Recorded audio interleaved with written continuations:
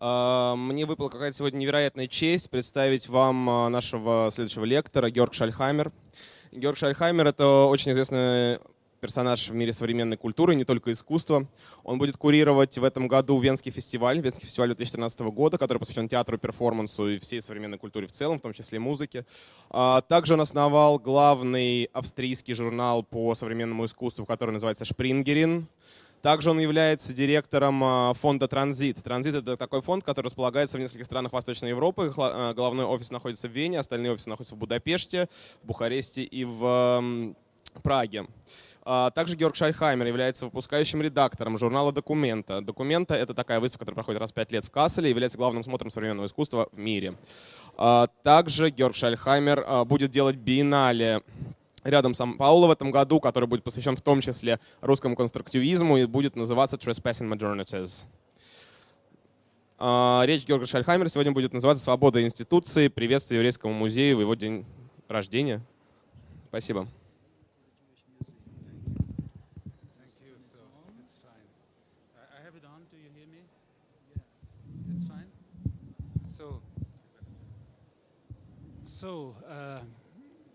Hello, everybody.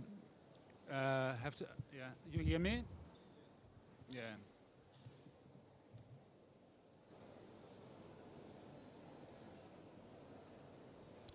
Hello, everybody. So, when the Moscow Jewish Museum, this new and so prestigious institution that has been long desired actually by the Jewish community, asked me to do a lecture here or a talk at the occasion of the first anniversary, I got immediately scared. Scared not just for the biographical context that I'm coming from, you know, I'm Austrian, and there is a quite complicated history, actually, that the Austrians carry. And because of I myself carry something like a strange biography. I was born in the post-war Austria in the late 50s, into a climate of restoration, utmost conservatism, and neglecting to take the burden back of bringing and welcoming the Jewish diaspora that had formatted Vienna from the 1870s to the 1930s back. Actually, it was strange circumstances that I was born in because of my father carried the burden of being the enemy. He has been part of the Nazi Party, fortunately part of the social democratic, so to say, wing of that Hitler got rid of already in the 1920s, but there was this heritage. My mother, though, was a lost child that grew up in a small Austrian village at a carpenter's family that was Christian conservative, and nobody, and even me, did know till the 1980s that she actually was a Jewish.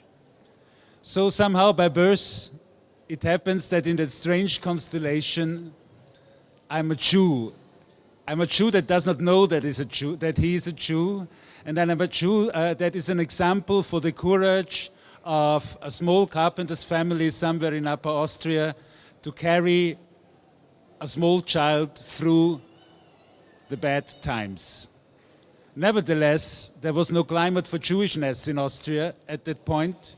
So both the atheistic father, Nazi, and the Jewish mother, who still remembered her Jewish education, well,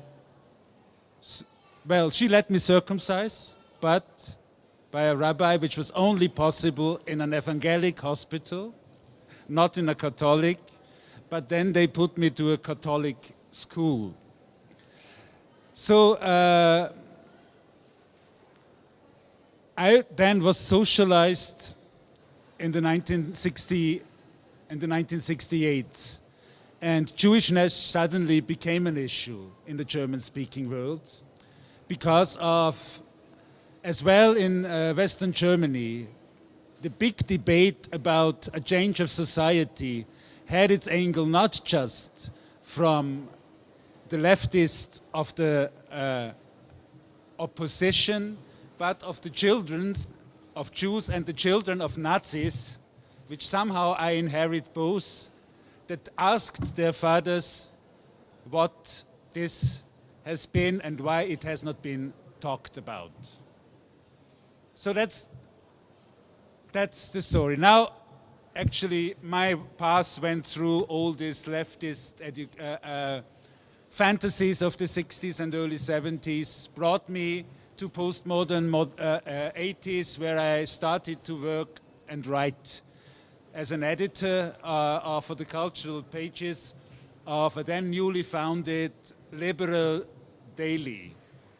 And the founder of this liberal daily was one of the few immigrants that came back. His father used to be a famous cabaretist in the 50s, maybe the only accepted Jew by Austrian, so to say, broader society. And it was Oskar Bronner, and I was the cultural editor there. That brought me into the art world, because of my education, I'm an architect. And then, well, we founded a small magazine, which then brought me to the wider art world to give a biographical context. When I was invited to here, I thought it is very complicated to talk about things because of what we are seeing in the art world that I'm embedded now very much is an exclusion of thinking that goes with a delusion of institutions, at least in the Western art world, but it is almost everywhere. The fantasy of establishing art institutions or co-keeping thinking in art institutions like museums has somehow disappeared, and all is given to a culture of event and market that somehow eradicates thinking or tries to make it a commodity.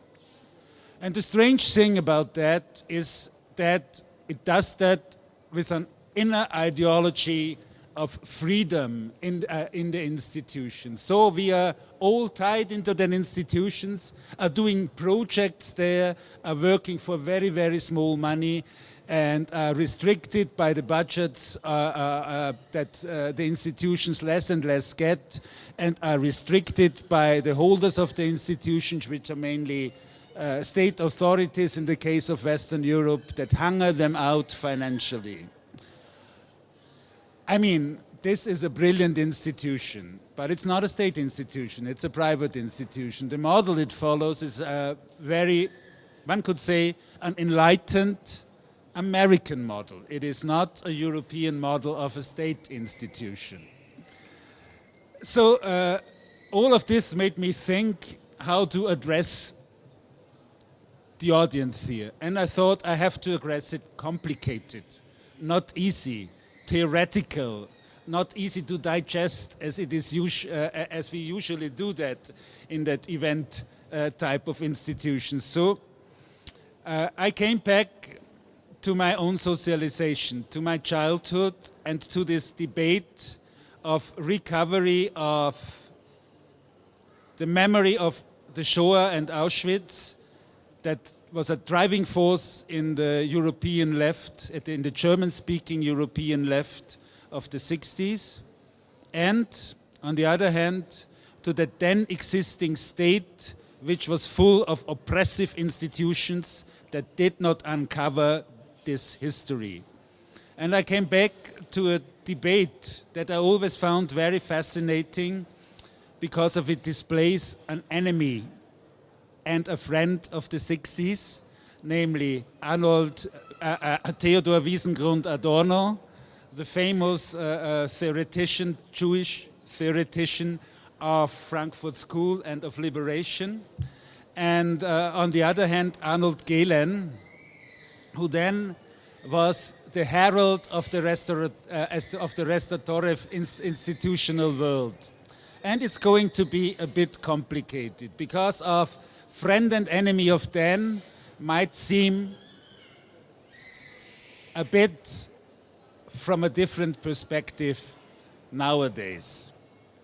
Galen was calling for the security of the institution that would allow, so to say, the subject that was somehow deprived in a modern society to be the ground where he could reconcentrate and have something like a free space to consider what this deprivation means. Adorno, on the other hand, was talking about the catastrophic power of institution after the state had deployed or had shown, modernism had shown in this dark side of the authoritarian regimes that there is a catastrophic power of institutions that can destroy people. Adorno, and now it's getting complicated because I have to read some passages.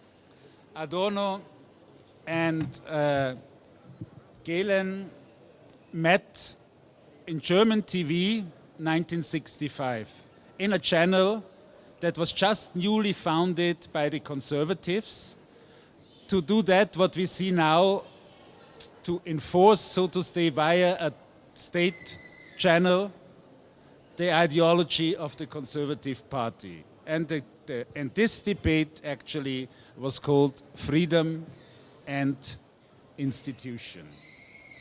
And it was about the relationship between political culture, democratic politics, and subjective freedom. This debate since has become famous. In this debate, Adorno has been confronted by Galen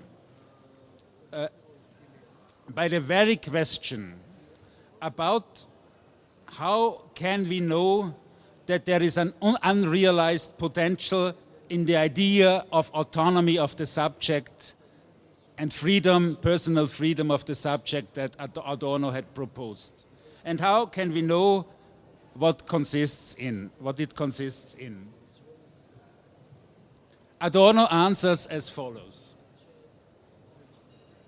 Well, quote, it's fine?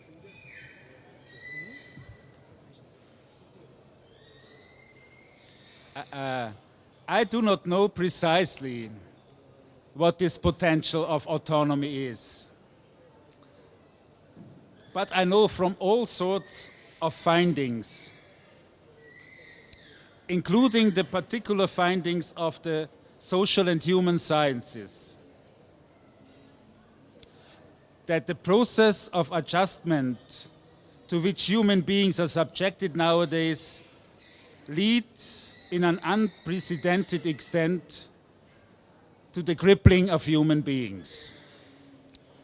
And I would say that merely the psychological observation of all the defect human beings that one encounters today, and defectiveness has become, I would nearly say, the norm today, Adorno says. This justifies the claim that the potentialities of humanity have been crippled by, and Adorno doesn't say it, the institution, the state, and the institute of modernity, and suppressed by social institutions to an unprotected extent. So that's the point, 1965. Adorno advances the empirical claim that human beings today are damaged, something that he takes to be illustrated, for example, by the fact that neuroses are very widespread. If you look at the amount of psychoanalytical or therapeutic help that is needed at to feed, so to say, the working processes of today, throughout the class structures, you can applaud to that still. And he expounds what might be called his methodological negativism. That is the view that we should start our inquiries by looking at forms of suffering and despair. But who would look at forms of suffering and despair? Theory? Put differently, that the negative experience of people are the organon of any critical theory. To look at the suffering and the negative experiences of people are the organon of any critical theory. However, Adorno's negativism is not just methodological, but runs more deeply. As he says here to Arnold Galen, the herald of the institution, we can know what is bad for humans, but we do not have positive knowledge for the human potential and good. Thus, Adorno thinks we can maintain that human beings are crippled insofar as the realization of their potential is blocked. It is blocked by any energy, by an energy that is above them. And in his conversation with Galen, he says it's the institution. It's very Foucauldian. It's the school, it's the military, it's the state, it's the museum as well, who does not allow them entrance for their proper history, which is the bourgeois elite, residua on the one hand, and on the other hand, the playground of the cultural industries. This also explains why he is critical to the institution and critical to the museum, and why humanity and self-determination remain fairly vague in his work, because we can only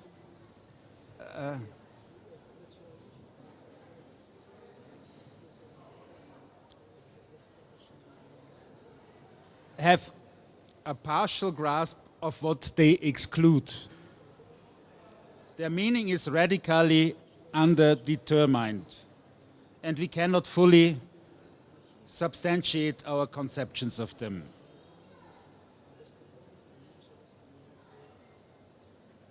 Adorno's interchange with Galen is important for today, I think.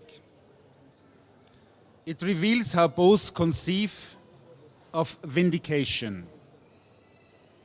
If Adorno's theory succeeds to explain certain social phenomena and developments, such as the high indices of paranoia and neurosis in late capitalism, or in modern anti-Semitism, then it is underlying negativistic conception of humanity is redeemed as it could be.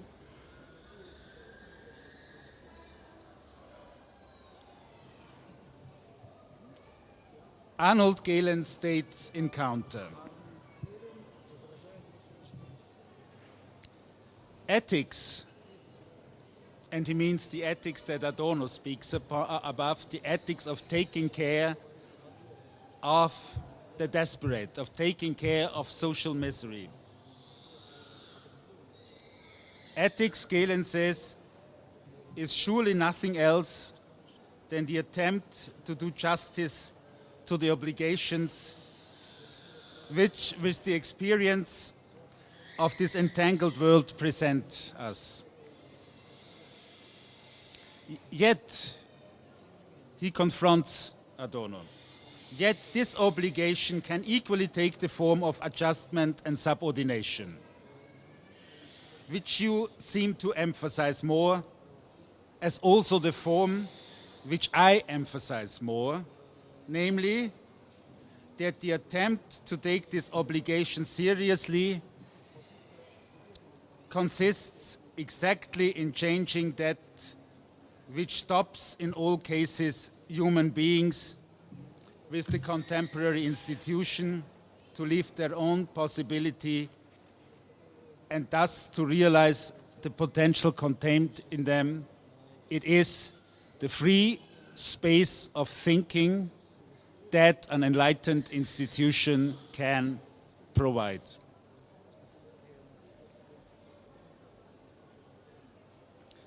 Galen's argument deserves a more close study too. Because of it is not always recognized and sometimes denied that there is an ethic that comes with the restriction of autonomy that an institution always means. Whereas Adorno links the ethical demand for social change with the view of humanity,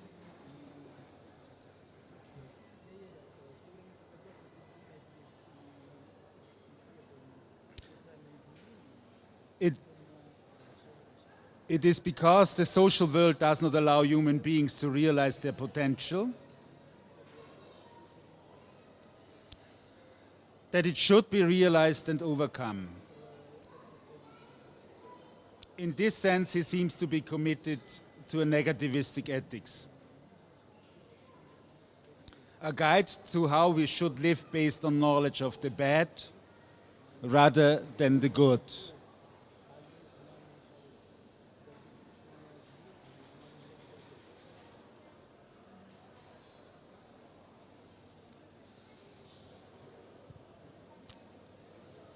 Most importantly, perhaps, in this controversy with Galen, Adorno claims that a new categorical imperative commands us to arrange our thoughts and actions so that, and now Adorno comes to the main point of his ethical thinking, so that Auschwitz will not repeat itself, and nothing similar will happen. For him, one of the impacts of theory is to ensure that Auschwitz as a reality and Auschwitz as a metaphor should never be repeated. Auschwitz is a symbol signifying the decline of, in Adorno's then perspective, Western enlightened civilization.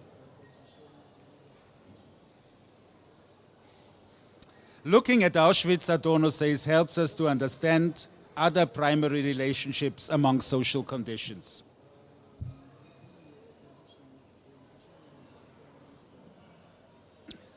For Galen, in contrary,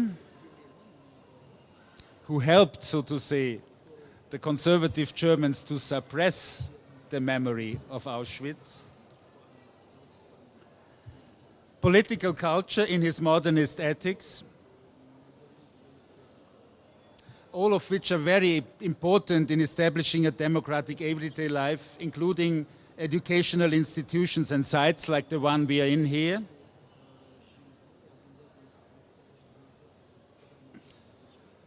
is a necessity that only the institution and not the self-organized individual can take.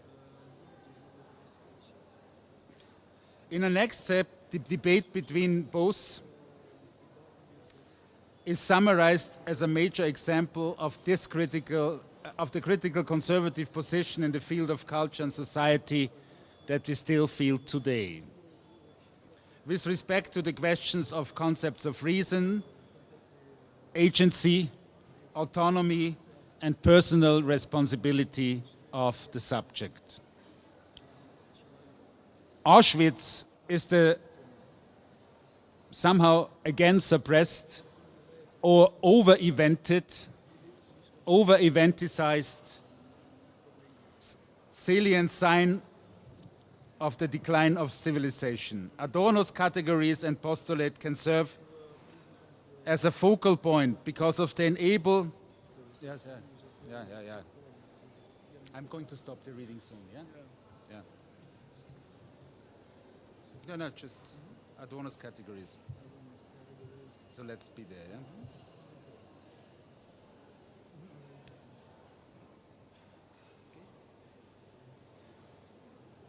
Adorno's categories and postulate can serve as a focal point because they enable understanding of the relationship between social conditions, political culture, ethics, and educational processes which are decisive for the topic of freedom and institution. Let's go back last time to this controversy. Let's quote Galen. Yes, he says, the child who hides behind the mother's skirt. And mother is seen metaphorically here as the state, the institutions of the state, the religion, the family. It has both anxiety and the minimum or optimum of security they provide. Mr. Adorno, you of course, again here see the problem of autonomy. Do you really believe that we should expect everyone to bear this burden of a concern with principle, with excessive reflection, with the ongoing after effects of the confusions of life because we have thought to swim free? That is what I never would like to be done. Adorno answers. To that I can very simply say, yes, I have a conception of objective happiness and of objective despair. And I would say that as long as we unburden people with authoritarian institutions and do not grant them full responsibility and self-determination, so long too will their well-being and their happiness in this world be a shame. And a shame which will one day burst. And when it bursts, it will have terrible consequences. Well, institutions did not burst the way Adorno imagined them to burst. They have been bursting in a totally different way, namely through the forces, so to say, of a repressive economization they had to undergo, at least in the Western world where I come from. So the burst that Adorno wanted to was speaking about when he actually neglected the institution as being, or the museum as being, a possible field of responsible, so to say, reconsideration, has come to the museum from the side of that what one could call the so-called freedom.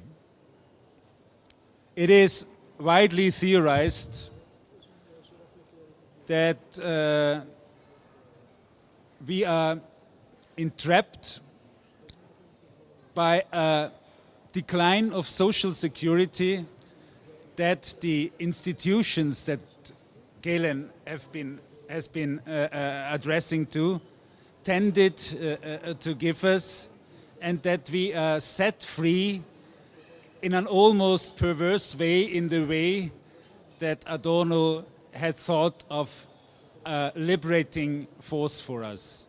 If you look at international working forces, if you look at the ideology of the project that is around in all of our working conditions, it is that we have to take care, so to say, like liberated subjectives, about the self-organization of our possible securities.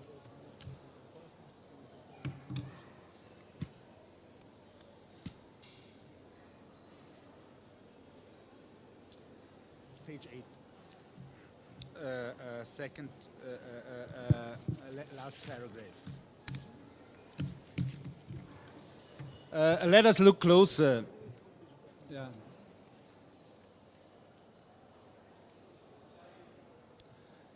How this is linked to the work of cultural institutions in today's cultural economy that I have sketched, so that we are engaged in. over the last 10, 20 years, culture as a metaphor and as a quite big part of that what, so to say, what capitalism earns money from, cultural industries. There was just recently actually a study that the cultural sector provides more to the German general yearly product than car manufacturing industries, which used to hold it for so long. Culture has become a decisive factor in self-representation,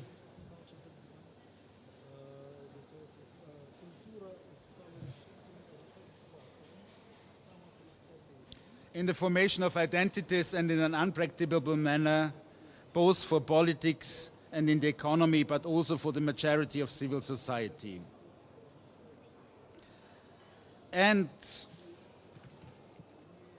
that with a Medusa-like head, where an apparent global transparency of culture. So look at the globalization of culture that we are all in.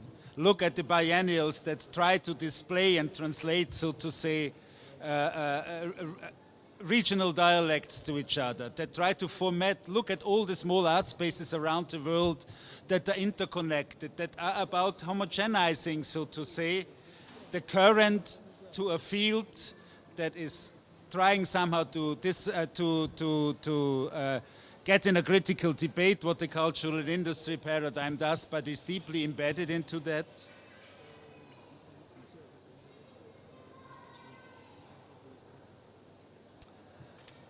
Of course, it is one of the basic characteristics of capitalism that it never adopts the form of a balance of homogeneous global parity, even though it projects exactly this into an imaginary space while always remaining unequally split, conflicting.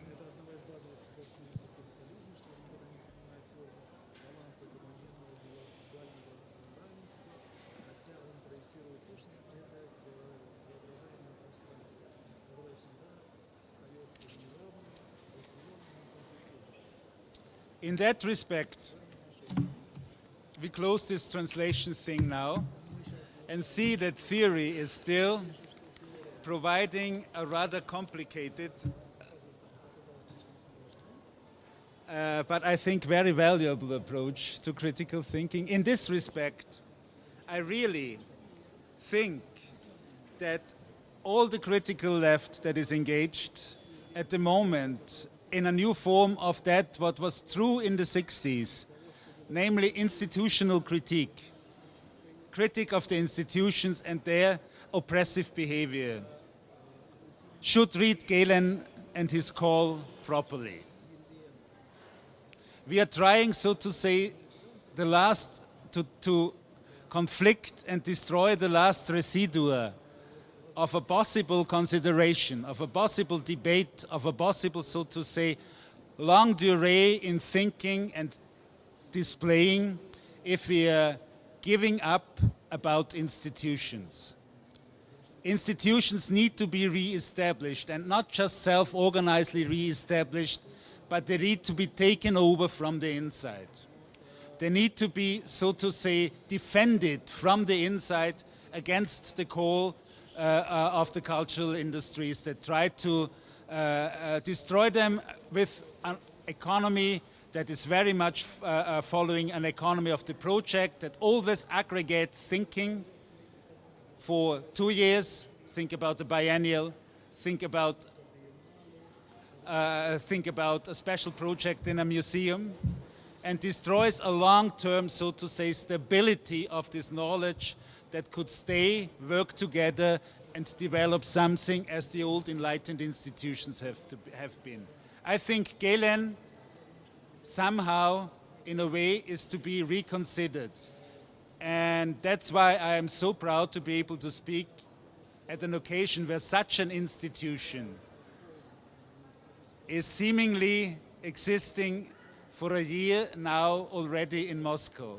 And I congratulate this institution very much. I see it entrapped as well a bit by an idea of spectacle, but I see that this idea of spectacle that is necessary to address people is just displayed to do a broader and deeper and long necessary work of reconsidering what history has brought to the current and how the current could learn from it if it is working through properly, like you have allowed me here to do in a bit complicated manner in the gesture of theory, which I think is highly needed to be embedded in not just a free-floating criticism, but an institutional practice. I thank you for being able to show that this still is possible and congratulate, coming back to my own history,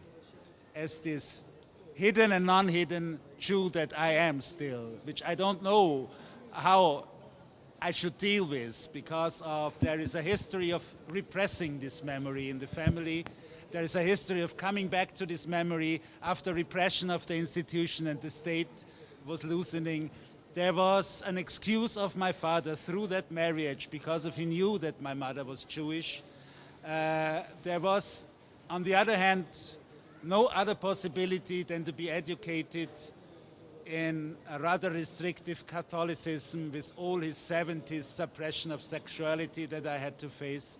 I have to carry this, and sometimes I'm very happy that institutions and not just agents of, so to say, the social alternative take the burden of reconsidering this, like the institution of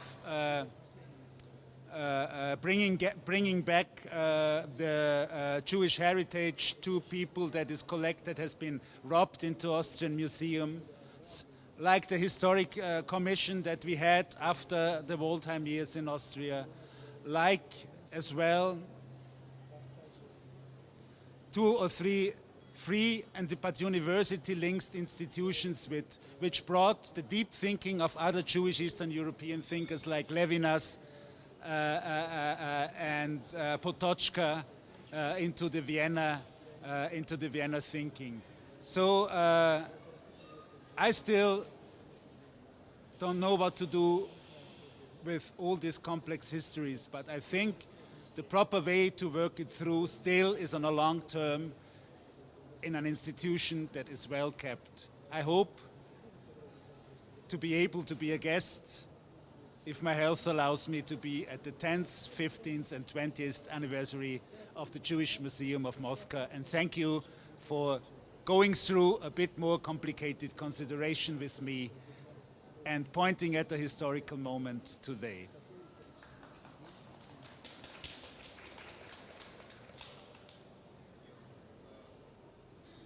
Thank you. And I have to thank our interpreter, who did not have to prepare. He just got these texts, which usually is an issue of 2 days to properly translate, and I think he did a very great job. And thank you, Georg, for such a fascinating and radical and even autobiographical talk. And я бы хотел спросить, есть у кого-то вопросы в зале, может быть? Okay. Then I will be the first as a privileged here. I wanted you to ask, I remember once in the conference called Escapologies, Charles Escher said that he is now developing a theory in which the creative cluster and the cultural cluster of people should cooperate with the new creative bourgeois who is just renewing from 20 to 30 years old, and build a system of like a net of a small, free, fluent, flickering institutions throughout the world, and in this case to build something like tower of elephant bones. Yeah, this is not just an issue that Charles Escher is in, who has worked in institutions and always been, so to say, the person that has been attractive for the new left, the anti-institutional left, to be the transmitter of their policies into the art institutional world. But it's a wider debate. It's a wider debate that has other outposts. One very frequently quoted is Maria Lind's try to bring this new bourgeoisie to considerations of reinforcing self-established institutions of artists, as she's doing it with a network of Eastern Europe, of Western European small-scale institutions that have done brilliant work, but are mainly self-organized and are suffering from the withdrawal of state subsidies. I think it is has to be embedded into a wider perspective. It would be too escapist for me to just say, well, there is a new floating capital that is maybe somehow seeing that the educational system that it has itself been educated in now is getting destroyed by the forces they have let free. And to just coalesce with them in their sentiments to, so to say, establish something like a critical debate. But I think there is a third agent which is very important that is here and which can be touched as well, which is even maybe a bit more resistant to the changing minds of investors that could leave investments rather early, which is the field of foundations. There is, if you look around in our projects that we are doing, it's not longer so that most of them are funded by state money, but they are funded by foundations where mainly banks, some insurances, some big companies park part of their money, part of their profits to not to have to, so to say, pay taxes for them, but obliged to spend them or to have to pay less taxes or as a reserve, so to say, for their budgets and a reserve for their dividends. And these foundations, at least in the foundation laws in Europe, are obliged actually to do to support non-profitable organizations, and that's why we get such a lot of money from parts of these foundations, and they are always the first ones to be trapped. We have to be, I mean, the bourgeois investor that Charles addresses is as well one of this entrepreneurial figure of late capitalism, as the bank is, but or as the insurance company is. But as this is a well-established system, it might stay longer. It might have a certain duration that would allow to link, and I see some very good international foundations that are willing to take that burden even in their inner structure, and not just support, so to say, eventy culture, but support really small-scale institutionalizing processes. Nevertheless, I come from a conference yesterday with university lecturers from Central and Eastern Europe. And we had a presentation by one of these international university advisors, which was trying to force these universities, which have their own history, which have their own complicated embeddedness into a local government structure and into an administrative structure, was trying to force them to move, somehow to move, which is a good, we could say it with Adorno, it's good. They have to be set free. They have to be taken care of and encounter to the restorative forces of the institution that Galen was thinking as a shield of. But what was this woman proposing? This woman was proposing more or less a talk that could be given to the corporate management working forces of IBM. So she was proposing a renovation of the institution in merely economical terms, division of labors in between the institutions. So the one is the think tank, the other produces the workforce, the third is the technological think tank, and so on. So like you have it in somehow big transinternational companies. And I see this danger going on here as well, actually, that there is this ideology which is already naturalized, and a certain talk and a certain speech which is already naturalized, that everything has to be economized, that is throwing out a lot of knowledges from the institutions. So I think it is not just about creating new institutions, but staying in the old institutions and keeping their legacy as well. So not try to create a free university alone, but maybe bring the methodology of a free university to the old university because of its a treasury. Also, one more question I wanted to ask, but what's about when you are speaking about the autonomy of the institution?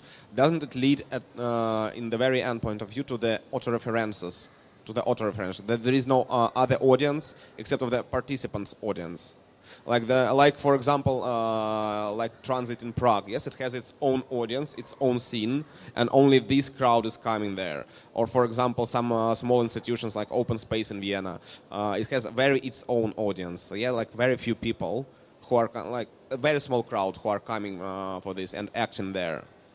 I mean, this is a different. I think this is a different thing that you're touching here. It is the institutionalization of artists' initiatives over a certain period of time. Yeah? Over a certain period of time, they get the sovereignty of a very close, so to say, referential field and work.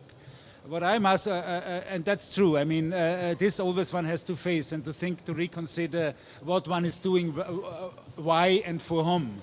So there is always this danger of this incrustation, so to say, of certain pragmatics and layers of friendship into that institutional value. But I've been talking more about mid and big scale institutions that we should check with them. And universities simply cannot afford to do that. A museum cannot afford to neglect audiences, but it can be driven by mere economic forces of the cultural spectacle to create audiences. And that's why I'm saying we should try to keep these institutions valuable and good as well, and not just pop out into newly founded institutions.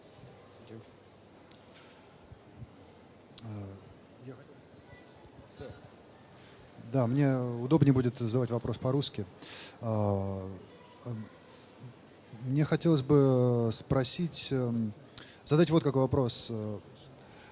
Вы говорили, с одной стороны, про проблемах, которые сопутствуют участию в институциях, о радикальной критике институций страны Adorno, с другой стороны, о какой-то возможной свободе, которую дают институции. Но если говорить... Короче говоря, я согласен с тем, что институциональная критика сегодня важнее... Я согласен с тем, что институциональная критика более важна сегодня именно в области перестройки институций или, возможно, основания каких-то новых институций. Но ваша идея, которая касается того, чтобы сохранить или, скажем, преобразовать старые институции, она требует уточнений. Например, какие силы, на что могут опираться люди, которые хотели бы осуществить это, хотели бы сделать институции более свободными, какие ресурсы они могут задействовать для этих целей. Это первый вопрос. Да? Второй вопрос касается того, какие формы организации вам кажутся предпочтительными, да, и какие формы организации, взаимодействия между людьми внутри институций должны сменить старые формы организации. И третий вопрос касается самоорганизации. Да? Насколько я понимаю, вы противопоставляете институциональную работу самоорганизации. Если это так, то почему и не заключается ли потенциал обновления институций в том, чтобы сделать их, максимально приблизить к формам самоорганизации?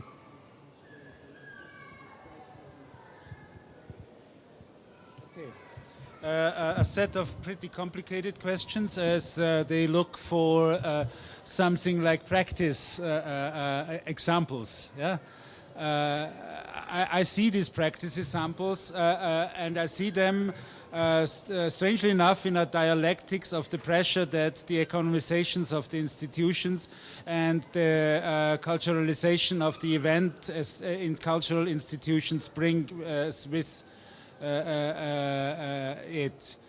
If you look at certain most recent developments, for instance, you have a group of international museums that is formatting itself mid-scale museums, good museums of contemporary art, that are facing this pressure by local authorities to go for blue chip exhibitions, and sometimes are getting really in trouble.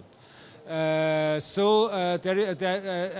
I think, made a quite clear decision, these directors of this institution, not to step back from their institutional post, to step out to search for a new institution, but to share, so to say, this conflict with other institutions that are brought into the same conflict. And they created a network called the International,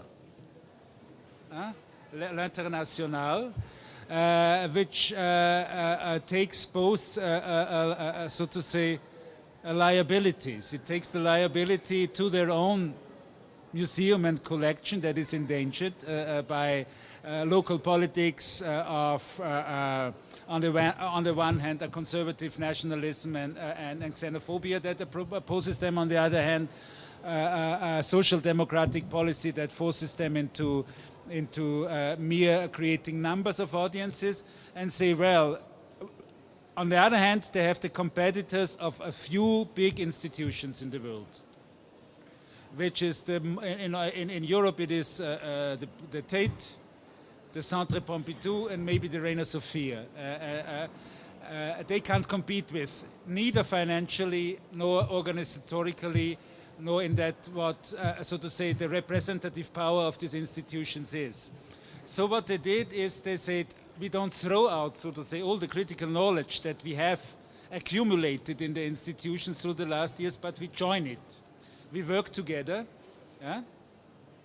transnationally, which allows us to reduce some of our costs, which means I don't have to have a paper person that taking care for restoration of paper in every house, but maybe I can have a better person who's taking care of of a public program. Instead, we share one of these paper persons. I don't have a collection that allows me to show, so to say, a wide scope in exhibitions like the Centre Pompidou is able to collect, or like the Tate Modern is able to collect. But if we work together with our local collections, which are very, very formative in bringing in local knowledges, we can create something like a transnational European institution that consists of these old institutions, that allows us to critically and theoretically reflect and compete with the current. I think when I'm thinking about that, I'm thinking about these examples. When I'm talking about my skepticism about the naivety of a certain political leftism, that institutional critique per se is a transcendental, so to say, current, and to stay outside, so to say, is the only possibility. And if I look at the reality of where they are funded from, and so on and so on, this as well stays a mere fantasy. So that's why I'm asking. That's why I'm calling for this restructuring of working in and not just against, but not in a reformative way, but in a very critical way, because what I have learned is that a lot of contexts that stay mere autonomous have a struggle actually to keep the rigor of their thinking for a long time, because of whatsoever biographical reasons. And the institutions, the good institutions that take it, allow at least to reflect. And that's why I think that there is a dialectics in that, what Adorno and Galen have been saying, whereas the new left would oppose to all the Galen consumptions. I say, let's reconsider I'm not against self-organization there. I would be totally misconceived and misunderstood. I'm not against political action on the street. I'm for that in a very, very, very deep sense. But I'm against a naive type of